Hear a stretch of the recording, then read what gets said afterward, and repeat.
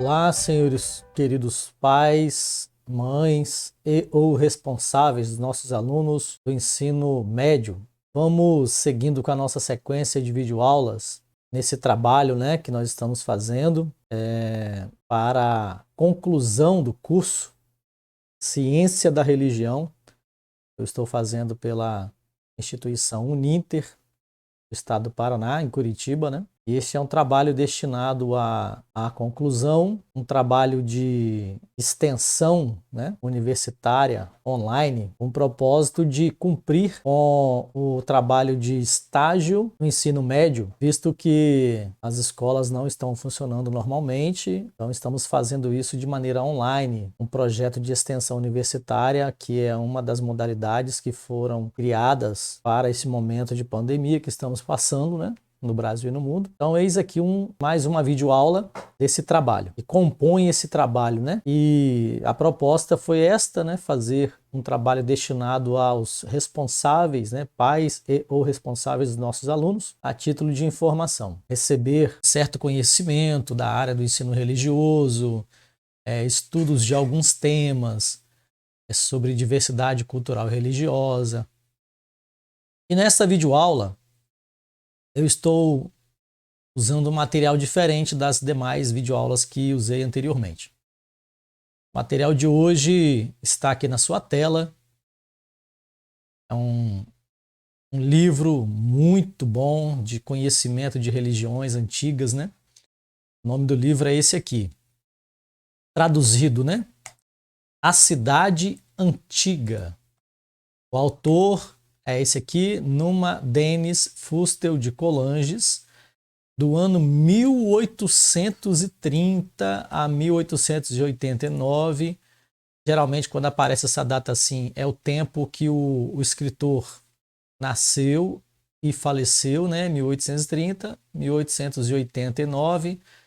Então, aí, se eu não estiver equivocado aqui, 59 anos, esse autor teve de vida.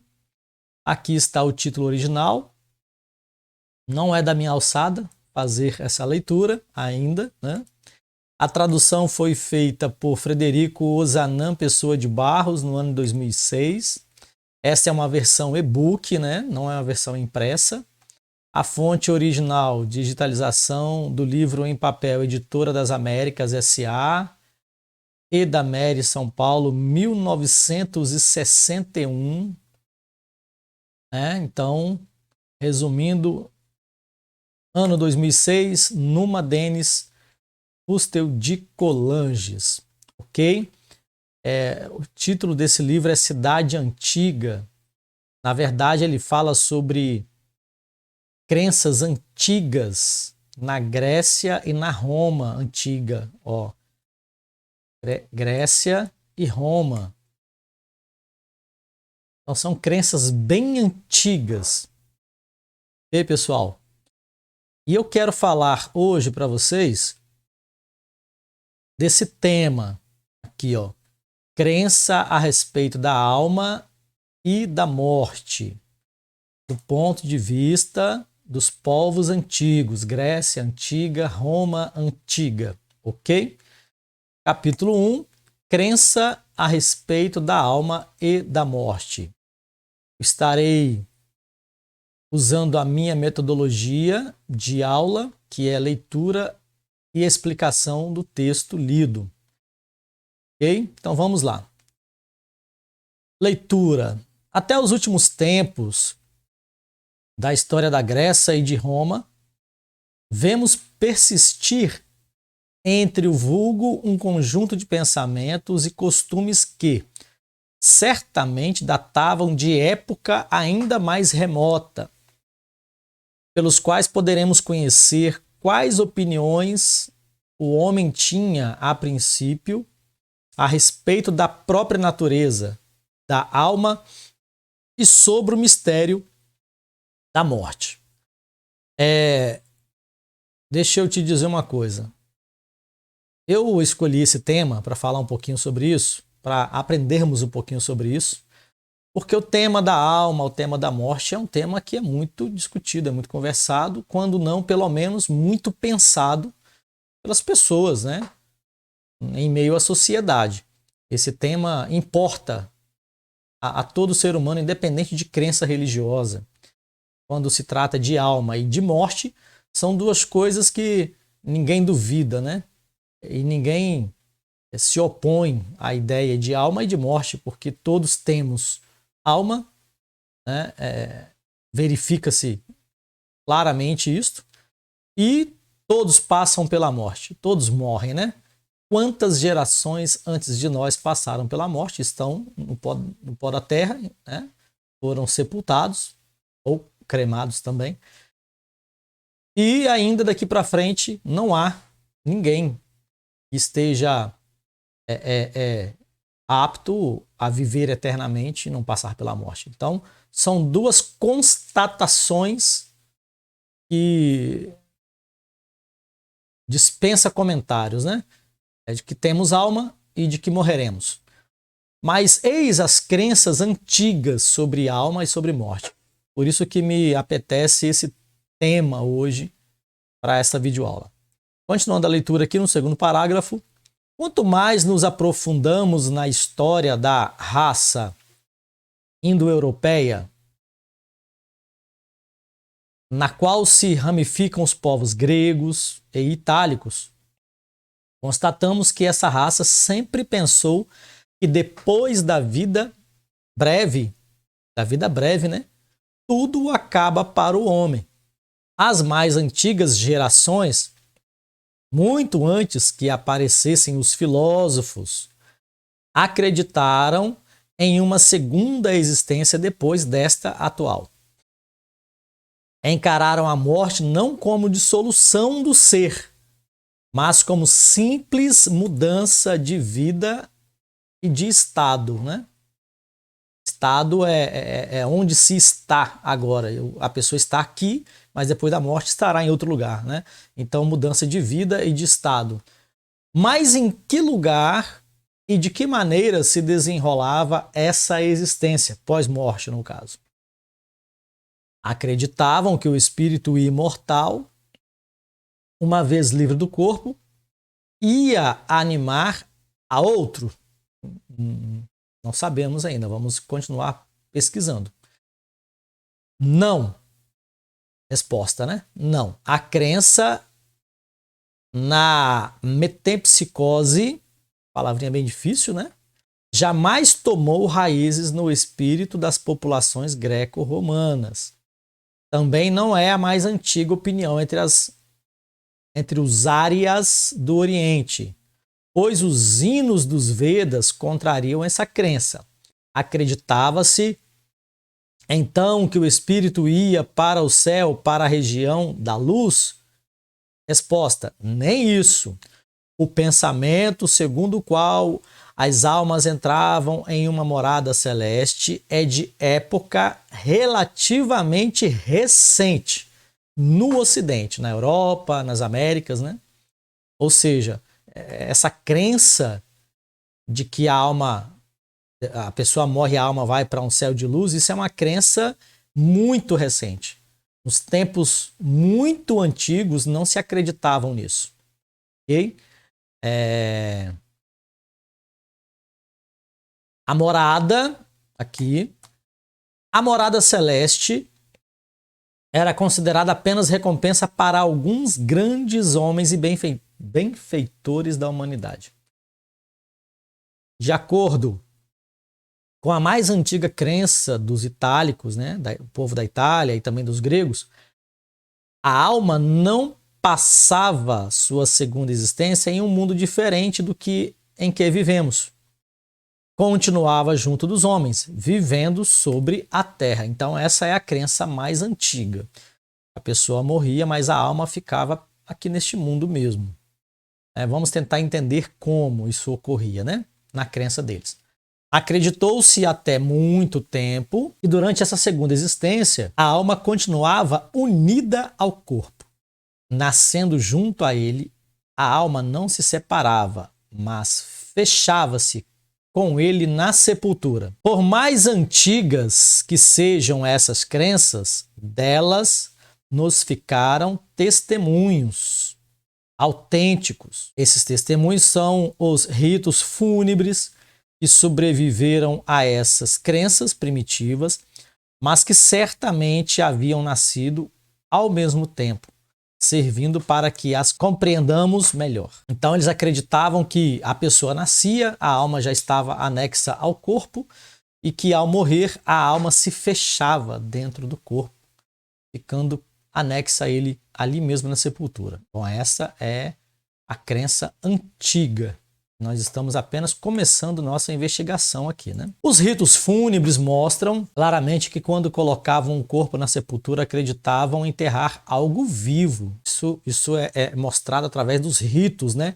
Ou seja, quando os arqueólogos estudam essas coisas, eles identificam na forma que o corpo foi colocado, os elementos encontrados ali, os utensílios, as coisas, e isso tudo conta uma história, né?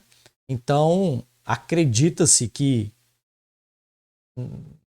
no encontro com essas sepulturas, esses corpos, esses ritos fúnebres ali observados, faz-se a leitura desta forma, né? De que eles acreditavam nisto, ok? Os ritos fúnebres mostram claramente que quando colocavam um corpo na sepultura, acreditavam enterrar algo vivo. Vamos lá, vamos continuar investigando para entendermos melhor. Virgílio, deve ser um historiador, né? Que sempre descreve com tanta precisão o escrúpulo. Vou voltar à leitura. Virgílio, que sempre descreve com tanta precisão e escrúpulo as cerimônias religiosas, termina a narração dos funerais de Polidoro com essas palavras: encerramos a alma no túmulo. Bom, essa frase, escrita, né, por um escritor muito antigo, já denota claramente, deixa muito clara a crença de que a alma ficava mesmo encerrada no corpo. Idêntica expressão encontra-se em Ovídio e em Plínio, o Jovem. Não que elas correspondessem à ideia que esses escritores tinham da alma, mas, desde tempos imemoriais, essa crença perpetuara-se na linguagem, atestando antigas crenças populares. Então nós vimos aí que nós temos evidências históricas na escavação arqueológica, a observação, né, de toda a composição fúnebre ali encontrado, né, na sepultura, e temos também escritos de escritores famosos como Virgílio, Ovídio, Plínio, o Jovem, né, são escritores renomados, aceitos, né, pelos acadêmicos. Então, o que eles escreveram vale muito. E nos seus escritos, principalmente Virgílio, que escreve com tanta precisão e escrúpulos as cerimônias religiosas, é um cara especialista em escrever cerimônias religiosas, inclusive cerimônia de ritual fúnebre, ele deixa claro isso. Era costume, no fim da cerimônia fúnebre, chamar 3 vezes a alma do morto pelo nome do falecido ou da falecida, desejando-lhe vida feliz sobre a terra. Diziam-lhe 3 vezes, passe bem, e acrescentavam que a terra lhe seja leve. Tanta era a certeza de que a criatura continuava a viver sobre a terra, conservando a sensação de bem-estar ou de sofrimento.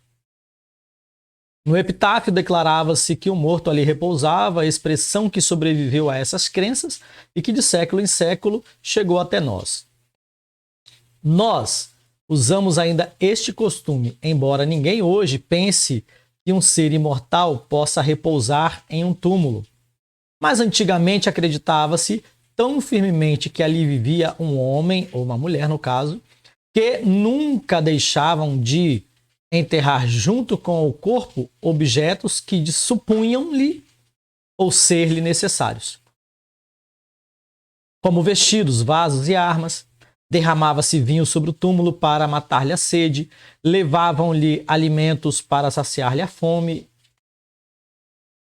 degolavam-se cavalos e escravos, pensando que essas criaturas sepultadas juntamente com o morto ou com os mortos prestar-lhes iam serviço dentro do túmulo, como haviam feito durante a vida. Depois da tomada de Troia, os gregos retornam a seu país. Cada um deles leva uma bela escrava, mas Aquiles, que está morto, também exige uma escrava. E lhe entregam Polixena, né? São histórias, são mitos que dão base para a afirmação sobre essa crença a partir do nosso autor, Fustel de Coulanges. Um verso de Píndaro guardou-nos curioso vestígio desse pensamento das gerações antigas. Frichos havia sido constrangido a deixar a Grécia, fugindo até Cólquida, onde morreu. Mas, embora morto, desejava retornar à Grécia. Apareceu, portanto, a Pélias e lhe ordenou que fosse a Cólquida para de lá trazer sua alma.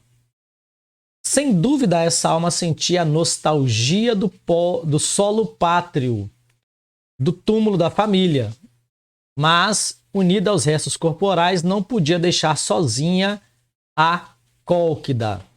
No caso, Frichos, né, quando morreu fora da sua terra natal, na Grécia, morreu lá em Cólquida. Mas ele aparece a Pélias e pede a Pélias para levar sua alma de volta à Grécia. Mas como isso aconteceria? Pélias teria que ir lá em Cólquida, exumar o corpo, né? Desenterrar e tal, e levar para a Grécia e sepultá-lo junto à sua família também sepultada lá na Grécia, para que a alma dele se descansasse de verdade. Essa era a crença antiga. Dessa crença primitiva derivou-se a necessidade do sepultamento, né? Para que a alma se mantivesse nessa morada subterrânea, necessária para a sua segunda vida. Era preciso que o corpo ao qual permanecia ligada fosse coberto de terra. A alma que não possuía sepultura não possuía morada e ficava errante, perdida, né? sem rumo para lá e para cá. Em vão aspirava ao repouso que deveria desejar depois das agitações e trabalhos desta vida, e era obrigada a errar sempre sob a forma de larva ou de fantasma, sem se deter jamais e sem receber nunca as ofertas e alimentos de que necessitava. Como era infeliz, logo se tornava perversa. Atormentava os vivos, provocava-lhes doenças, destruía colheitas, assustava-os com aparições lúgubres, a fim de fazer com que dessem sepultura a seu corpo e a si mesma. Daí se originou a crença nas almas do outro mundo. Toda a antiguidade estava persuadida de que, sem sepultura, a alma era miserável e errante, né, perdida, e que pela sepultura tornava-se feliz. Não era por ostentação de dor que se oficiavam as pompas fúnebres, mas por repouso e felicidade da alma do morto.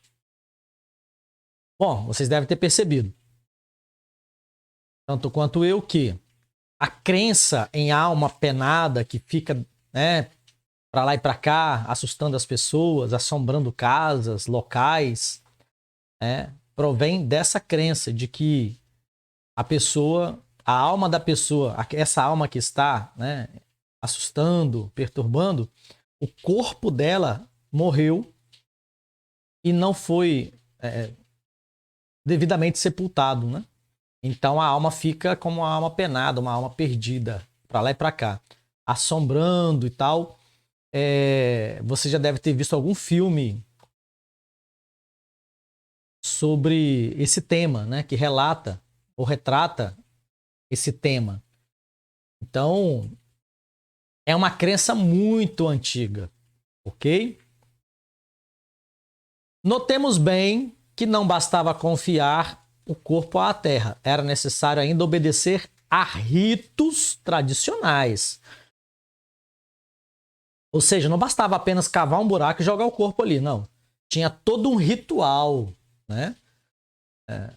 Toda uma liturgia fúnebre para fazer valer essa lei do sepultamento e do descanso da alma.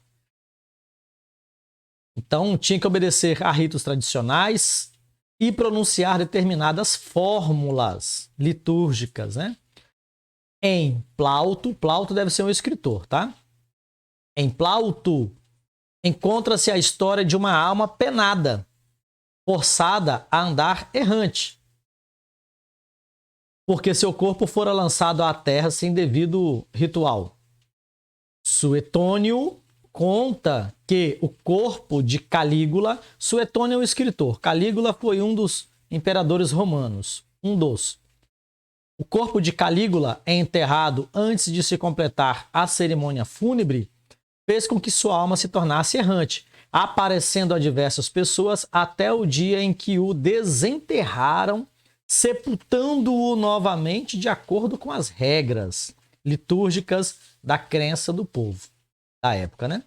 Esses dois exemplos demonstram claramente o efeito que se atribuía aos ritos e fórmulas litúrgicas de cerimônias fúnebres, já que sem elas as almas tornavam-se errantes e apareciam aos vivos. Era evidente que tais ritos fixavam-nas e encerravam-nas dentro dos túmulos.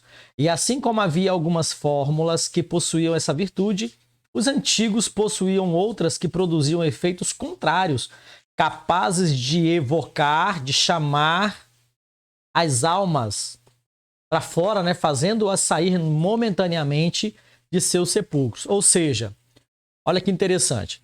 Da mesma forma, dentro desse núcleo de crença, né? Da mesma forma que havia toda uma liturgia fúnebre, com palavras certas, na ordem certa, com todo um ritual ali, bem organizado, bem elaborado e sistematicamente praticado no momento de sepultar um indivíduo, um corpo, para que a alma realmente ficasse ali e fosse feliz, no caso, né? Ficasse ali e não saísse dali para perturbar ninguém, não se tornasse uma alma penada, uma alma errante, uma assombração. Há também o oposto disso. Imagine comigo, é o que o escritor está dizendo, Fuster de Coulanges está ensinando para a gente. Havia também o inverso disso, que é a evocação de almas, ou seja, o camarada foi muito bem sepultado, a alma está lá quietinha, não está perturbando ninguém, mas aí vem um indivíduo que conhece liturgia e ritual com palavras que faz com que a alma saia momentaneamente dali da onde ela está, daquela sepultura. Ou seja, da mesma forma que se coloca uma alma dentro de uma sepultura, tem como tirá-la de lá. Essa é a crença antiga, tá bom, pessoal? São informações sobre religiões, sobre crenças, né? Esta é uma videoaula de uma sequência de aulas que eu estou fazendo sobre religiões, sobre crenças, né? Sobre matrizes religiosas, cultura religiosa, enfim. Isso aqui é muito importante, a gente saber que tem coisas que nós acreditamos hoje, nós que eu digo assim, a sociedade, né, no geral, acredita hoje, mas que tem os fundamentos em povos muito antigos mesmo, né? Como eles chamam aqui de tempos imemoriais. Pode quase que se apontar para a pré-história, né? Memoriais é a partir do momento que a história começa a ser escrita, então é o tempo histórico. Antes disso, pré-histórico. E imemoriais, quase que dá para dizer que é de tempos pré-históricos, né? onde não havia nem escrita, havia apenas a forma oral, né, os conhecimentos passados de pai para filho através da oralidade, da fala só, né, ainda antes da escrita. Continuando a leitura, vê-se claramente pelos escritores antigos como o homem era atormentado pelo medo de que, depois de sua morte, não fossem observados os devidos rituais, né, cerimônias fúnebres. Essa era uma fonte de inquietudes pungentes para todo indivíduo. Temia-se menos a morte do que a privação da sepultura, pois desta última, a privação da sepultura, dependia o repouso e felicidade eterna. Ou seja, o céu, a crença do céu, a crença da alegria após a morte, da vida boa após a morte, era exclusivamente esta: que eu seja sepultado da maneira correta para que a minha alma descanse em paz, e isso era tudo de bom que eu queria na minha vida pós-morte.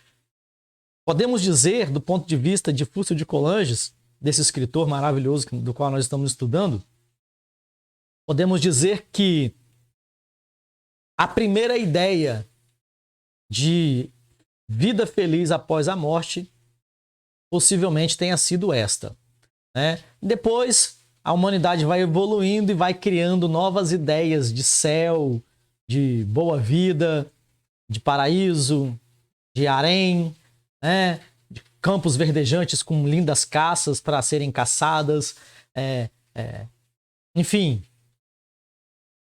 tudo isso no pós-morte, né? A humanidade foi evoluindo e o pós-morte também foi evoluindo. Mas lá nos tempos imemoriais, a humanidade pensava assim, segundo o que o nosso escritor, historiador, está nos ensinando, né? Acredita-se que a humanidade antiga, em tempos imemoriais, imaginavam uma vida boa no pós-morte desta forma, sendo sepultado da maneira correta para que a alma descansasse em paz ali na sepultura, aqui na terra mesmo, ok? É isso que ele está dizendo. Não nos devemos mostrar muito surpresos ao ver os atenienses, moradores de Atenas, na Grécia, né, matar os generais que, depois de uma vitória naval, haviam negligenciado a sepultura dos mortos. Esses generais, discípulos dos filósofos, talvez distinguissem a alma do corpo. E como não acreditavam que a sorte da alma estivesse ligada ao corpo, à do corpo, julgaram de pouca importância que um cadáver se decompusesse na água ou na terra. Por isso não desafiaram a tempestade pela vã formalidade de recolher e sepultar seus mortos. Mas a plebe, os plebeus, né, os servidores do rei, que, mesmo em Atenas, mantinha-se fiel às antigas crenças, muito antigas, como eu acabei de dizer, acusou seus generais de impiedade e condenou-os à morte. Por sua vitória, haviam salvado Atenas, mas por sua negligência haviam perdido milhares de almas. Os parentes dos mortos, pensando nos longos suplícios a que estavam condenadas aquelas almas, apresentaram-se ao tribunal vestidos de luto e pediram vingança. Ou seja, o nosso escritor, Fúcio de Coulanges, está relatando uma parte da história de Atenas, né, que os navegantes generais, né, de navegação, de exércitos que navegavam, venceram a batalha, e aqueles soldados que morreram em batalha, eles deixaram lá nas águas e voltaram para Atenas felizes, mas quando chegaram, tiveram um problema grave. Possivelmente os generais eram alunos ou discípulos dos filósofos. E aqui tem algo interessante, né? Os filósofos da época, dessa época que retratada aqui por Fúcio de Coulanges, eles acreditavam que a alma e o corpo se separavam no ato da morte, né? Já os atenienses antigos, a plebe, ou seja, os plebeus, né, que não faziam parte da aristocracia, do pensamento que já estava predominando entre os ricos, que era o pensamento filosófico, os plebeus, né, os dominados, os vassalos, eles acreditavam ainda na crença antiga de que a alma estava ligada ao corpo. E por isso requereram no tribunal vingança contra os generais deles próprios que haviam vencido a guerra, mas deviam ser punidos pelo fato de não terem trago os corpos dos soldados para serem sepultados. E com isso, os atenienses acreditavam que esses soldados, a alma deles penaria eternamente sob as águas ou em meio às águas, por não terem sido devidamente sepultados. E os generais foram condenados à morte, punidos com a morte por causa de infringirem essa lei, que era uma crença do povo, né? Do povo pobre de Atenas. Ok? É isso que o nosso escritor está nos ensinando. Eu estou só dando uma melhorada aqui no esclarecimento da leitura. Continuando a leitura aqui. Nas cidades antigas, né, muito antigas, a lei punia os grandes criminosos com um castigo considerado terrível, que era a privação da sepultura. Ou seja, houve um período na história da humanidade em que o pior castigo que se podia dar para um ser humano que acreditava que a alma não saía do corpo, mesmo depois da morte, ela permanecia no corpo ali e se extinguia, se trancava, né? Ficava atrelada, presa no corpo, mesmo ele morto e em decomposição. Todos aqueles que acreditavam nisso, a pior punição para ele seria ele ser morto e o corpo não ser sepultado, ou não devidamente sepultado, com um ritual, como constava na crença do povo da época, né? Punia-se desse modo a própria alma, condenando-a a suplício quase eterno. Olha só que crueldade, né? Se a pessoa acredita nisso e você pune ele com aquilo que ele teme, é o pior castigo que se pode infligir a alguém. Imagine.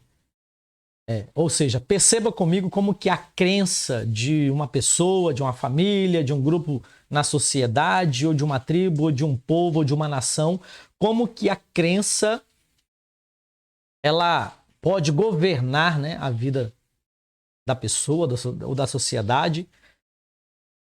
A crença também pode, de alguma forma, se tornar uma ferramenta de suplício, né? De tortura. Então, eis aí uma situação, uma coisa a se pensar, a se refletir. A gente precisa observar sobre as crenças, né? E sobre as nossas próprias crenças, mas também observar se não estão usando as nossas próprias crenças para nos aprisionar, para nos tornar vassalos, para nos oprimir, para nos escravizar, né? Isso acontece e aconteceu na história da humanidade em muitos períodos e muitas vezes. Esse estudo está nos dando esse esclarecimento e também nos chamando a atenção para esta observação. Continuando a leitura, é necessário observar que, entre os antigos, estabeleceu-se ainda uma outra opinião a respeito da morada dos mortos. Imaginaram uma região, também subterrânea, mas infinitamente mais espaçosa que o túmulo, onde só cabia o corpo, né? Onde todas as almas, longe dos corpos, viviam reunidas. Ou seja, olha, a primeira crença era a alma no corpo, no túmulo, naquele quadradinho ali, 7 palmos abaixo da terra, como nós conhecemos hoje. Não estou dizendo que era assim antigamente, mas hoje em dia a gente vê dessa forma, né?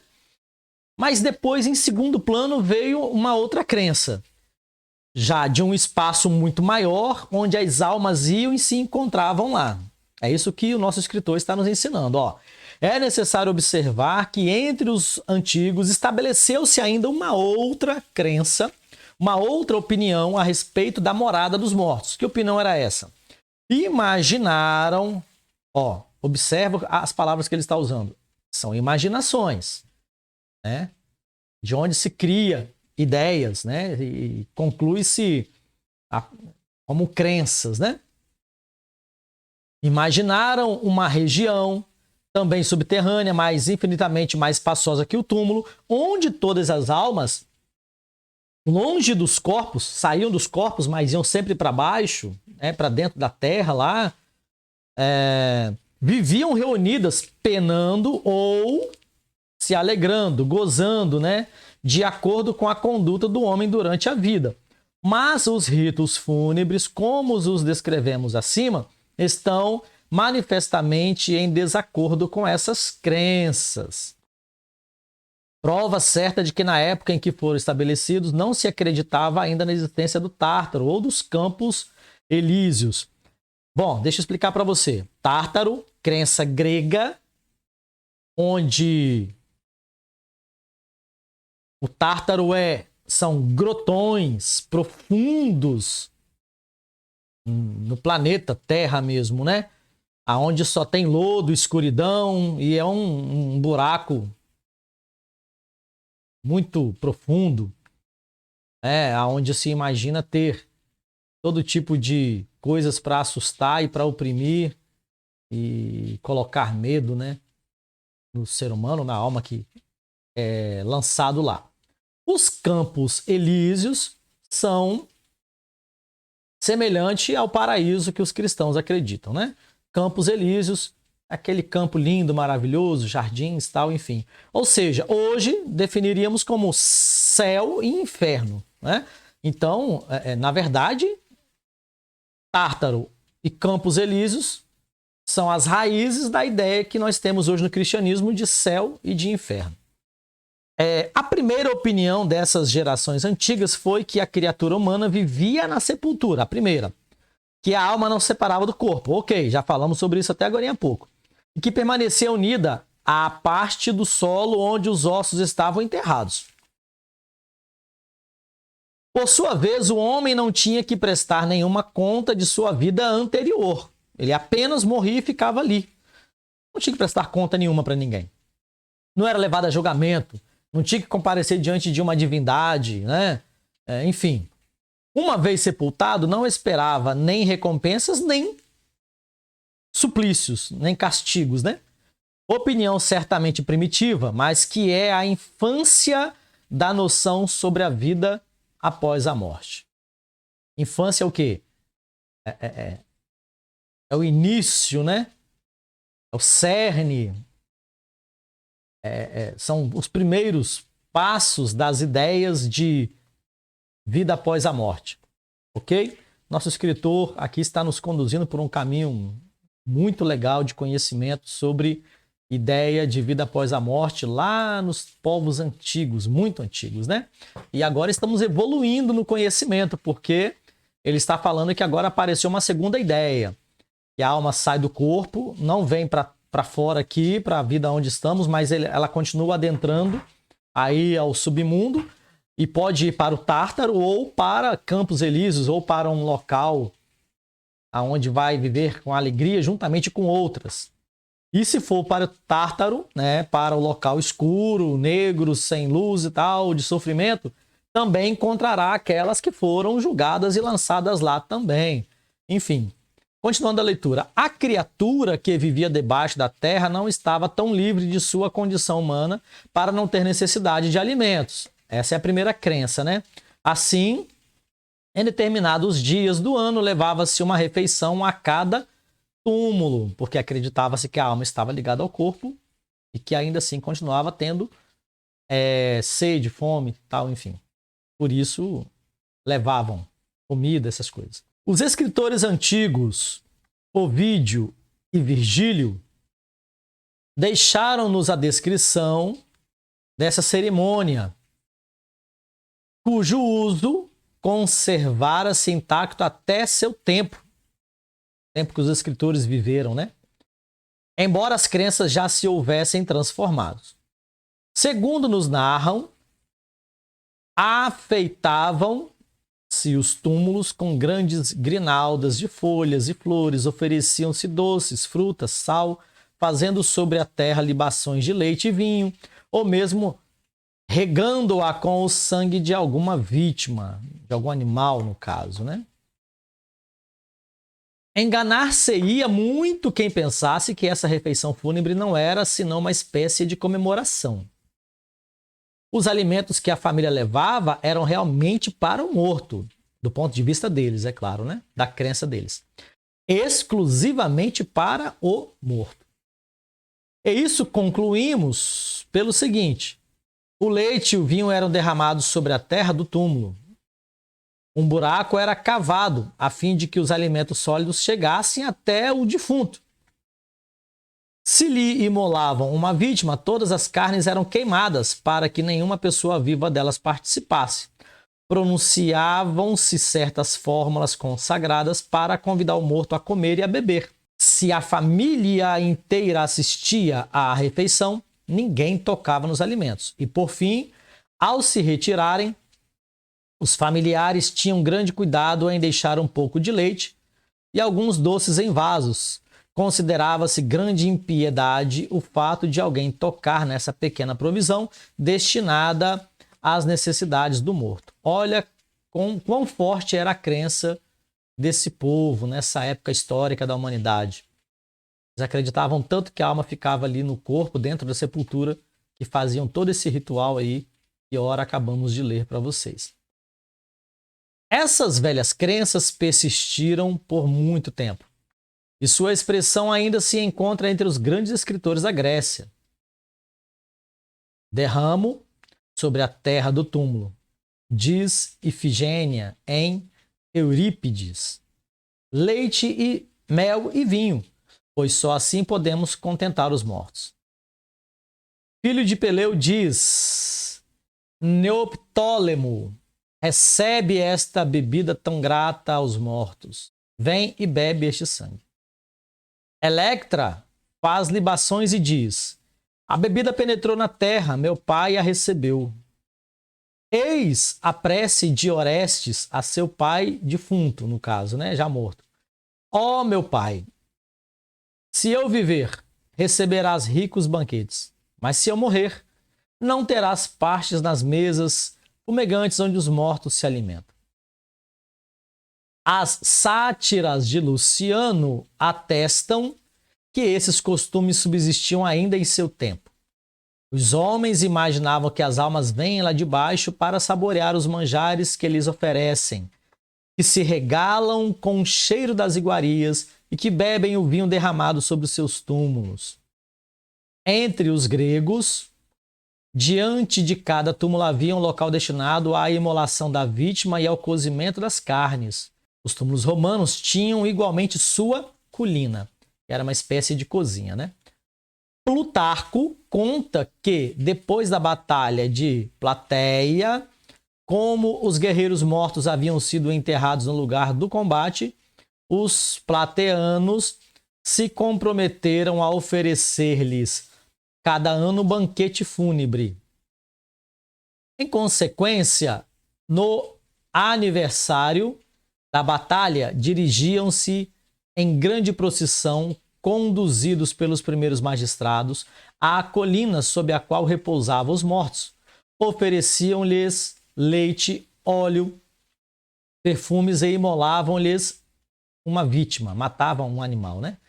Quando os alimentos estavam colocados sobre os túmulos, os plateanos pronunciavam uma fórmula mediante a qual chamavam os mortos, convidando-os a que tomassem suas refeições.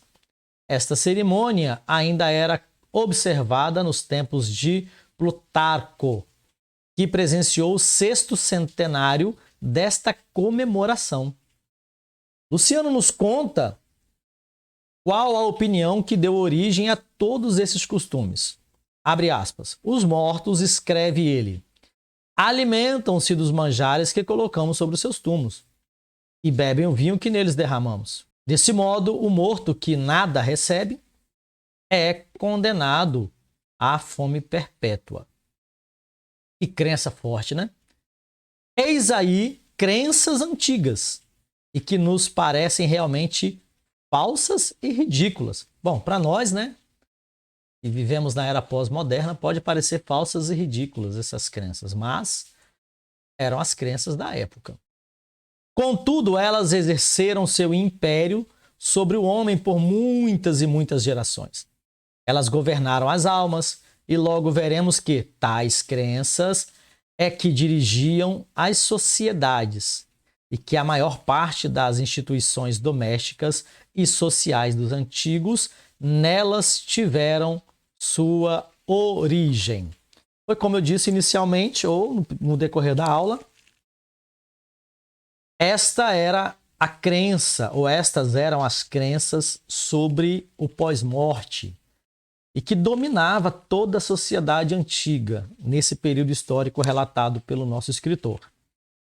Ok? Queridos, eu particularmente como professor de ensino religioso, acho de extrema importância aprendermos coisas relacionadas à religião, à espiritualidade, né?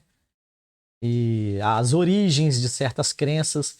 E esta foi uma aula, para mim, muito gratificante, porque aqui aprendemos algo que eu acredito ser muito importante, muito relevante, um tema muito relevante, sobre a crença no pós-morte, lá no início, nos primórdios, né, da humanidade, desde que se tem noção, né, desde que se tem conhecimento.